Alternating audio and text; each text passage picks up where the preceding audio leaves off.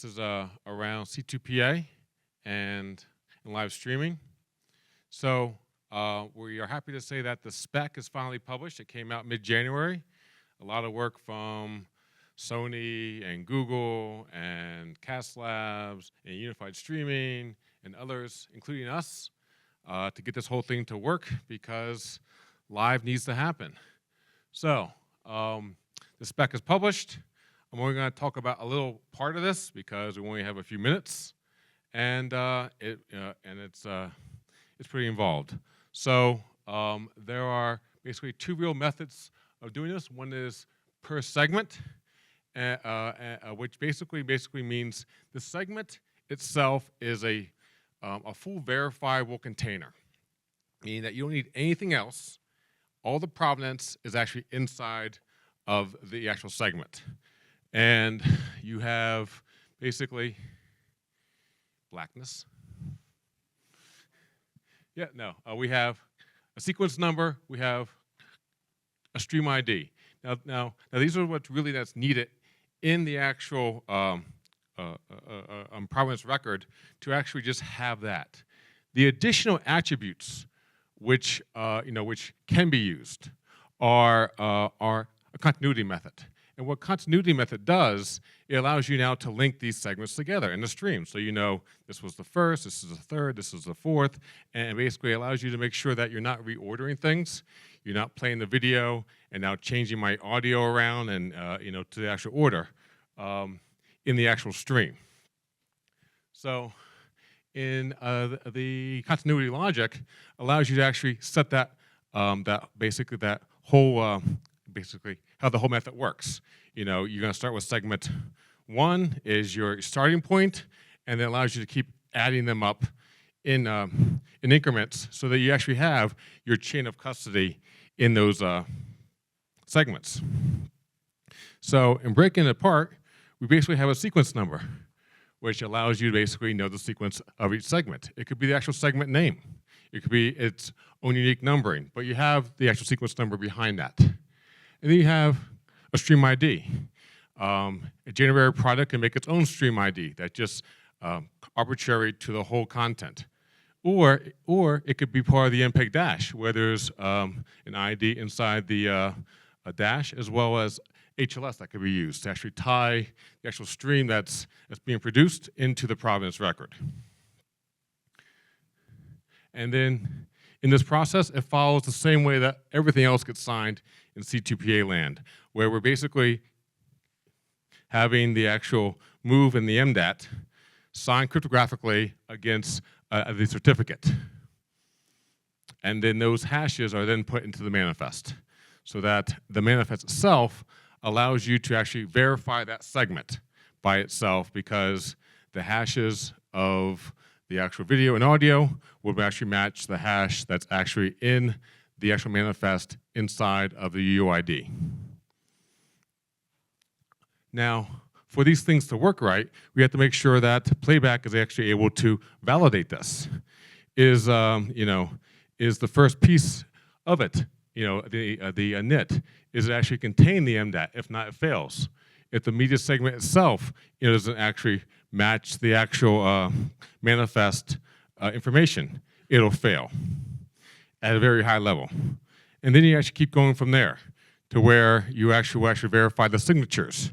You'll verify the hash that's part of the C2PA hash BMFFF piece. You'll be able to recalculate this against the algorithm used in the signing process. And this is all in order, because you start at the high level, see if it fails. If not, you basically keep going down the actual manifest to make sure everything checks as its own verifiable segment. But then, in the continuity verification, is actually additional steps, because this is optional. It depends if that's actually there or not. And then, in that process, is where we're actually looking at segment numbers. Which came first? Which came second? Is the stream ID the same across them all? Is the recalculation of these points in time actually correct? Or has someone actually reordered them? So in the structure of all this, there's only certain pieces that we actually have the information. So, C2PA manifest is JSON that gets turned into CBORG, and that gets put inside the actual UUID part of the fragment MP4. And then you have your size, you have your types, and basically all these box structures allow you to actually make sure that nothing has been modified, as well as the amount of information that you're actually adding into this. So in this example, this is about 5 kilobits in size of, basically for this manifest. And if you're talking about segment size, it can start adding to that. So we actually want to make sure that the information we're adding isn't going to start increasing our segment size. If we have, a segment that's only 2 megs, and now I'm adding 5K, it's not bad. If I'm doing smaller segments with maybe a chunk transfer or something else, where the segments are, are small, then provenance records, can start adding up. And the idea is size will matter. So sizing and costing is going to increase your segment size. It can possibly increase your CDN costs. So these are possibly factors you have to think about when we're talking about adding C2PA information in there, as well as the method that you're going to take. But there's a few things we can do to actually shrink this down. So in the standard, there are ways to actually shrink the information that we're putting inside the actual segment, as well as there's something called a external manifest. So I don't even have to have the entire manifest in the segment. I can have a URI that allows a validator to actually call for the information. So what we've done here is we've been talking about the actual time to process this. Because if I'm doing live video in real time, the algorithm used, the amount of CPUs behind that will actually impact how long it actually takes to sign something in real time. We actually care about latency, and by adding this additional step of signing provenance, you want to make sure that you have a system that can actually ensure that you're doing it fast enough. Since this is all hashing, it's all about math. So having more CPUs, we've dropped down from 125 milliseconds, down to 31 milliseconds. So knowing the size of your segments, if we're doing each box individually, if we're doing all boxes together, has to be part of that thought process as you're actually determining how you're going to sign your content. Am I just signing all my audio tracks together? Am I signing all my video tracks together? Or am I being very granular? The algorithm itself impacts it. For live video, that may not have a live to VOD use case, so after the stream is done, it's gone. You may want to use a algorithm that actually runs faster. That's part of the spec list, because you can see that the C2PA'26, even with only a single CPU, it's about 31 milliseconds, but off of 4 CPUs, it is 7.8 milliseconds. So the calculations that we're using to hash this has a big impact. So on the implementation, the way that we've been testing this and doing this is we're signing at origin, basically. The packager is making these segments, we're ingesting them in real time, and now we're signing the provenance. So that you can actually have your generator, you can sign everything, and you can use a repository if you need to or not for either a hosted manifest and or pieces that you want to actually have outside of the actual segment. What we're trying to show on the other side is kind of the validation pieces. Is the actual certificate correct? Is the hash marks of the certificate that was used match with actually what's actually in the manifest? So these things behind the scenes have to happen in real time for a player to actually be able to show you that that the base hasn't been altered. And the approach that we take is you want content to play first. You want to validate second. You want to make sure that when a person hits play, that time the first frame can play, and they can start watching the content, and then know through a UI prompt that it is valid. That we don't want to hold up the actual playback time and experience for to actually show it's valid or not, because you at least need something to even know what you're seeing before you want to even ensure that it's actually from the content source.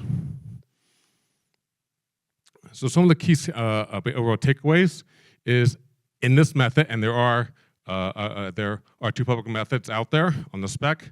I encourage you to read it. But basically, the per segment it's a self-contained. That means you can verify the segment itself without any other information. You can have a deterministic way of validating the segments.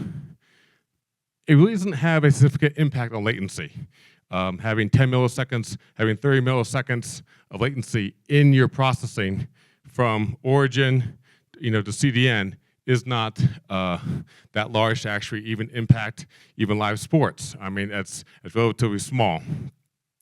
The player load time is not impacted. Validation is second. Playback of content is first, rendering content is first. DRM happens in there as well if you have DRM. But the actual player impact shouldn't be to validate first, because it's going to impact user experience. Basically, the support going in and out of the live stream is expanding. As of right now, we've been, the overall work group has been focused on, hey, let's add provenance. We're going to do it at origin, at the creation of these segments, and now we're trying to expand that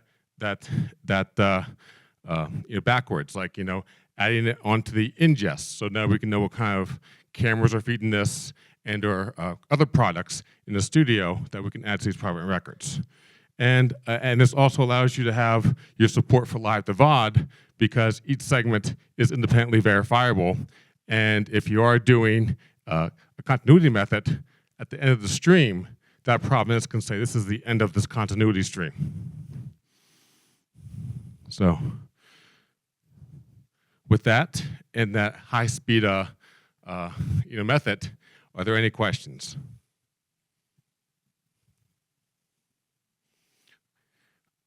Are we all in a coma? I have a question. Sure. So my question is, since the spec is now published already, finalized, it's published? Around mid-January it came out. So where are we with support for this, generally speaking? So you were saying like you were testing this right now, but is this already built into products? Can I do C2PA today? Yeah, so we have a generated product that works. It's on the conformance list.